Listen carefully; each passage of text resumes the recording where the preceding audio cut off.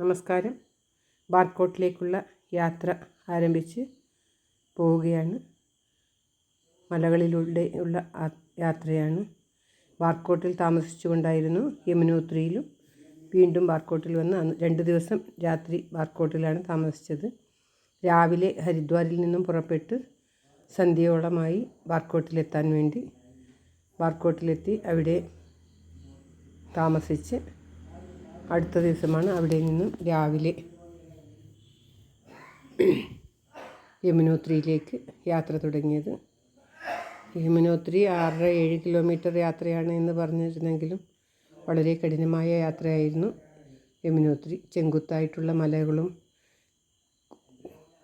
Step പോലും ഇല്ലാതെ കയറേണ്ടുന്നതും വളരെ ദുഷ്കരമായ യാത്ര തന്നെയായിരുന്നു. ശബരിമലയൊക്കെ പോകുന്നതല്ലേ വളരെ എളുപ്പമായിരിക്കും എന്ന് കരുതിയാലും 7 കിലോമീറ്റർ എന്ന് പറഞ്ഞാലും വളഞ്ഞു പോകുന്നത് കൊണ്ട് അധികമുണ്ടാകും എന്നാണ് തോന്നുന്നത്. യാത്രയും വളരെ സങ്കീർണമായിരുന്നു. ചില സ്ഥലത്തൊക്കെ മണ്ണിടിഞ്ഞ് റോഡേ ഉണ്ടായിരുന്നില്ല. ഡ്രൈവർമാരുടെ മനസ്സാന്നിധ്യം അത്ഭുതകരമാണ്.